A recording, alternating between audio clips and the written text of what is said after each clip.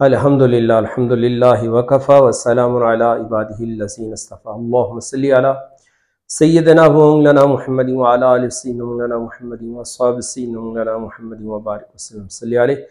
माक़बल video में आपके सामने हज और उम्रे के चंद एक फ़ज़ाइल बयान किए गए थे। आज आपके सामने उम्रा शरीफ, क्योंकि हज को भी हाजी जा रहे हैं तो सबसे पहले वो भी उम्रा करेंगे, तो उम्रे का तरीका आसान फ़हम लफ्ज़ों के अंदर, और इसके साथ साथ हमारे एजेंट हजरात जो लेके जाते हैं उम्रा के ग्रुप लेके जाते हैं तो कहीं एक ऐसियाँ वो गलतियाँ करवाते हैं कि जो उनके इल्म में भी नहीं होता है, और बाद एक मुस्तहब्बात को तो बिल्कुल ही तर्क कर दिया जाता है, और बाज़ अरकान वो सुन्नत के मुताबिक नहीं होते हैं। तो आज इस नीयत के साथ कि उम्रे शरीफ के लिए जो जाएं तो वो उम्रे का अरकान को सही तरीके के साथ अदा कर सकें। उम्रे का तरीका है, इसमें सबसे पहले आ जाता है गुस्ले सुन्नत।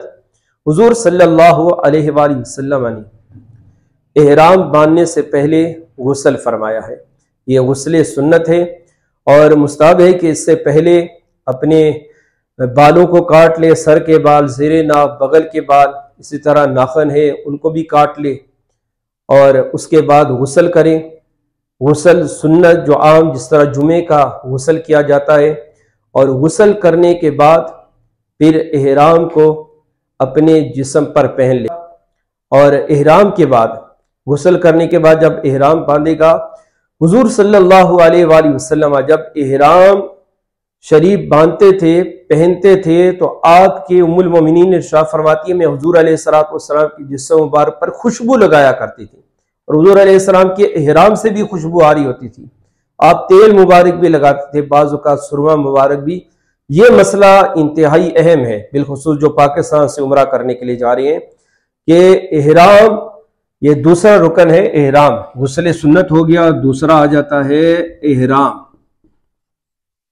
तो एहराम हम जो जा रहे हैं तो इसका बेहतर तरीका आपके लिए ये है कि आप घर से ही एहराम बांधें। एहराम आप घर से बांधेंगे तो हुजूर अलैहिस्सलाम की सुन्नत पे अमल हो जाएगा। हाँ, बेहतर तरीका है जब आपकी एयरपोर्ट पे बोर्डिंग हो जाए, उसके बाद फिर ऊपर, क्योंकि जो बैठने की जगह है एयरपोर्ट में वहां पे मस्जिद भी होती है, तो वहां पर आप फिर एहराम की नीयत कर लें। इसका फायदा ये होगा कि अगर जहाज मौजूद नहीं है, खराब हो गया है, फ्लाइट कैंसिल हो गई है, आपको घर आना पड़ गया है, क्योंकि आपने एहराम की अभी नीयत नहीं की, एहराम की पाबंदियां शुरू नहीं हुई हैं। यह बेहतर तरीका है, और घर से पहन के एहराम जाएंगे तो आपका सुन्नत उसका सवाब भी मिल जाएगा। अब नीयत करने से पहले 2 रकत नफल पढ़े जाएंगे। ये 2 रकत नफल पढ़ना, हुजूर सल्लल्लाहु अलैहि वसल्लम ने एहराम से पहले 2 रकत नफल पढ़े हैं। अगर वक्ते मकरूहा ना हो, तो वक्ते मकरूहा है तो इन नफलों को छोड़ दिया जाए, वक्त गुजर दे पढ़ ले, ना भी पढ़े तो फिर उसके ऊपर कोई हर्ज नहीं है।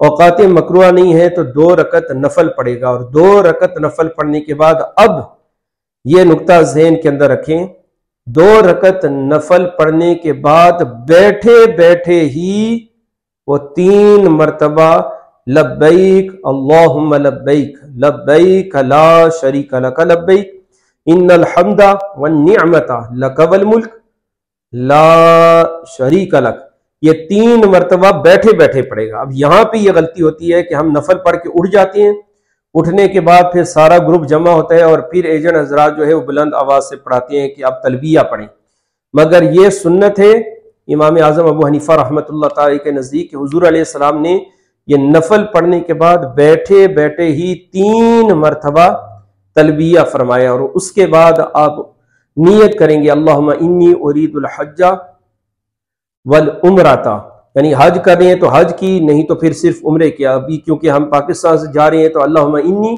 उरीदुल उम्रता फयस्सिरहु ली व तक़ब्बल मिन्नी, उर्दू में कर लें, अल्लाह रब्बुल इज्जत में उम्रे की नियत करता हूँ, इसको मेरे लिए आसान फरमा और इसको मुझसे कबूल फरमा।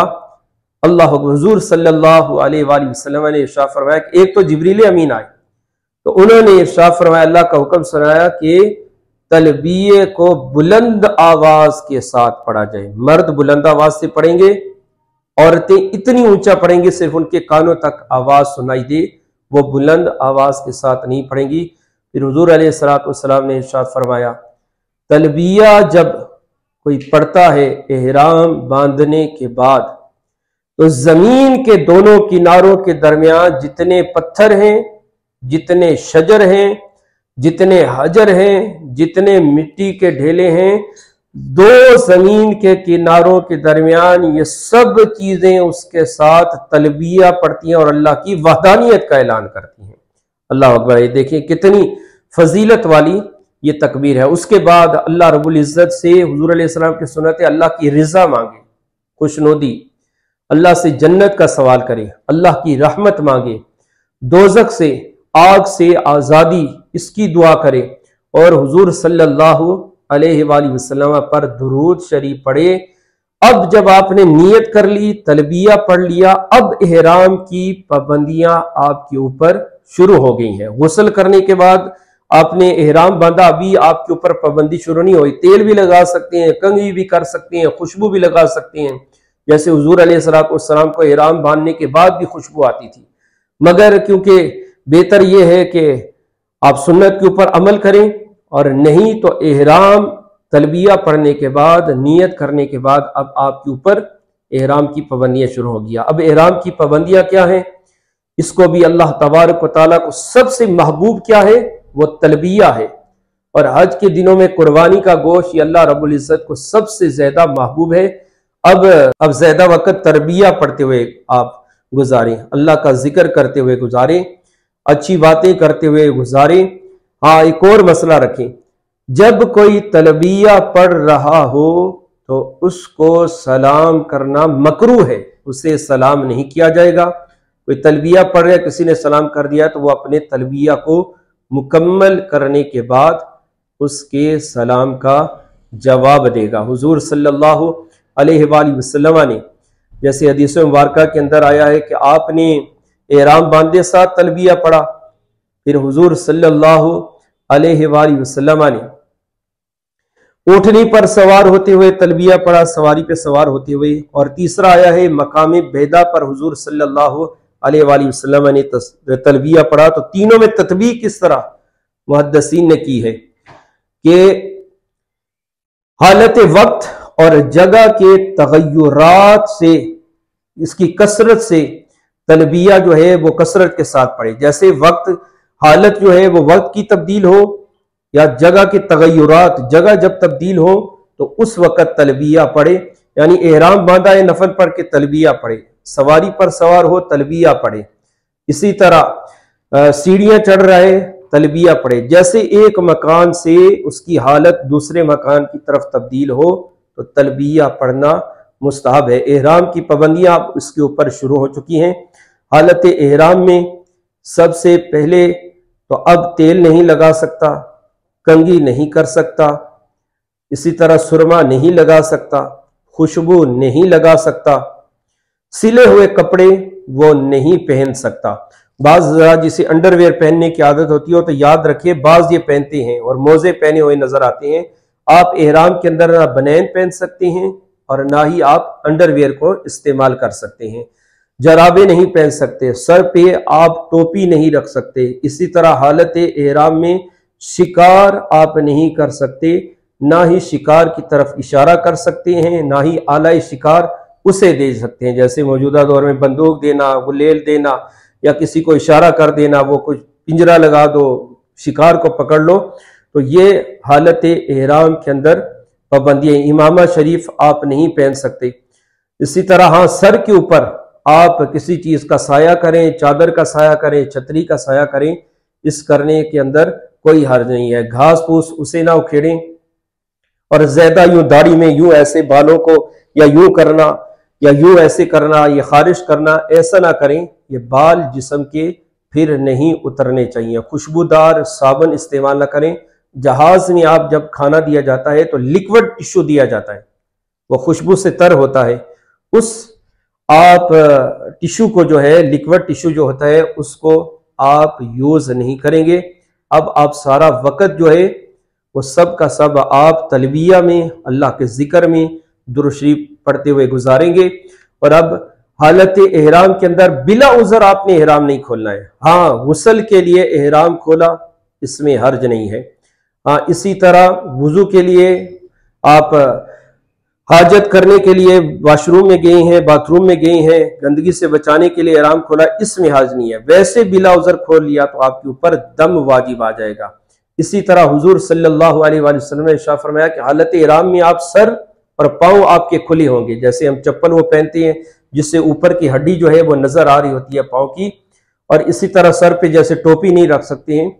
इसकी दलील हुजूर सल्लल्लाहु अलैहि वसल्लम ने एक सहाबी रसूल को देखा, ये एहराम बांधा हुआ और वो दुनिया से रुखसत हो गए। हुजूर सल्लल्लाहु अलैहि वसल्लम ने इरशाद फरमाया, इन ही दो चादरों में इन्हें दफन कर दिया जाए, ना इनके सर को ढांपा जाए और ना इनके पांव को ढांपा जाए। कल जब मैदान महशर में सबको जमा किया जाएगा, कब्रों से उठाया जाएगा, ये इसी हालत में उठेगा और तलबिया कहते हुए ये उठेगा और मैदान महशर की तरफ जाएगा। अल्लाह अकबर। ये इतनी फजीलत है इस सफर की कि अगर दौराने सफर मर जाता है, सारी जिंदगी कब्र में उसे अगर उम्रे की नियत की थी, उम्रे का सवाब मिलता रहेगा जब तक आलमी बरज़ख की जिंदगी है। तो उमूमी तौर पर जब आप मक्का पहुंच जाएंगे, होटल पहुंच जाएंगे, तो बाज़ हज़रात को नींद आती है, तो सर्दी है या एसी तेज चला होता है तो कंबल लेकर सो जाती है। तो कंबल से अगर सर और पांव आपने ढांप लिए तो इस सूरत में भी आपके ऊपर दम वाजिब हो जाएगा। अगर आप सोएं, सर्दी है, तो आपकी पांव और सर ये खुला होना चाहिए। और आखिर में अहराम की पाबंदियों में सबसे बड़ी बात, हालत एहराम में एक तो आप अपने बाल नहीं काट सकते, इसी तरह किसी दूसरे के बाल भी नहीं काट सकते हैं। जब उम्रा मुकम्मल होता है ना, तो कोई कैंची दे देता है, मेरे बाल इधर से काट दो, थोड़े से 3-4 जगह से, तो आपने किसी के भी बाल काट लिए, इस सूरत में भी आपके ऊपर इसका दम वाजिब हो जाएगा एहराम की पाबंदी की खिलाफ वर्जी करने के ऊपर। ये चंद एक चीज़ें आपके। अब तीसरा मरहला शुरू होता है खाना काबा शरीफ से हरम में दाखिल होना। अब यहाँ पे ख़ास ख्याल रखा जाए, जैसे आप बाज़ार से अपने मोहल्ले की मस्जिद में दाखिल होते हैं, आपको वाज़े फ़र्क नज़र आ जाता है। इसी तरह मक्का में अपने होटल से जब आप खाना काबा के किसी भी दरवाजे से आप दाखिल होंगे, आपको महसूस हो जाएगा मैं हरम में दाखिल हो रहा हूँ, मुताफ की जगह में दाखिल हो। नज़रों को झुका लें। झुकाने के बाद जब आपको महसूस होने लगेगा कि खाना काबा शरीफ मेरे सामने हैं, अपनी नज़रों को उठाएं, रोने की कोशिश करें, इस्तिग़फ़ार करें कि मेरे जैसे गुनहगार बंदा वो किस मकाम के ऊपर मौजूद है, जहाँ की मुहद्दिसीन, मुफस्सिरीन, अल्लाह के अंबिया, रुसल, हुज़ूर अलैहिस्सलाम, सहाबा कराम रिज़वानुल्लाहि अलैहिम अजमईन जिस जगह पर थे उस जगह मुझे आने की सादत मिली। अब यहाँ पे क्या होता है, वो जो ग्रुप मेंबरान हैं, लीडर होते हैं, एजेंट हजरात होते हैं, कोई सजदा कर रहा है, कोई नफल पढ़ रहा है, और कोई इस तरह, या हर मस्जिद की तहियत है मुसलमान के ऊपर, और वो ये है कि वहाँ पर नफल अदा करें। खाना काबा शरीफ की तहियत ये है कि इसका तवाफ़ किया जाए। दूसरा मसला यहाँ पे अपने ज़हन नशीन रखें कि खाना काबा शरीफ को जब आप पहली नज़र देखेंगे, दुआ वही मांगे जो हुज़ूर अलैहिस्सलातु वस्सलाम ने दुआ, रब्बना आतिना फिद दुनिया हसना व फिल आखिरति हसना व क़िना अज़ाबन्नार। खाना काबा शरीफ पर पहली नज़र पड़ते जो दुआ मांगी जाए, अल्लाह तबारक व तआला उस दुआ को कबूल फरमा लेते हैं। तो दुआ वही बेहतर है जो हुज़ूर अलैहिस्सलातु वस्सलाम तक। इमाम आज़म अबू हनीफ़ा रहमतुल्लाह ताला अलैह के नज़दीक खाना काबा शरीफ को देखने के बाद दुआ मांगी जाएगी, मगर इस दुआ में हाथों को नहीं उठाया जाएगा। ये मसला याद रखें। वो लीडर होते हैं ना, तो वो हाथ उठा के कोई रो रहे होते हैं, दुआएं करवा रहे होते हैं। सूरह तिरमिज़ी शरीफ, सुनन अबू दाऊद शरीफ के अंदर है, हुज़ूर अलैहिस्सलातु वस्सलाम ने इस मौके पर हाथ नहीं उठाए। जैसे मुजरिम होते हैं ना, जज के सामने खड़ा है बिला तशबीह, तो हाथों को ऐसे नीचे किए हुए, सर को झुकाए हुए शर्मिंदा होता है, तो ऐसे ही हाथों को उठाकर दुआ नहीं करनी है, बल्कि होठों को हिलाकर अल्लाह के हुजूर दुआएं मांगे। और दुआ मांगने के बाद अब सिलसिला शुरू हो जाएगा तवाफ का।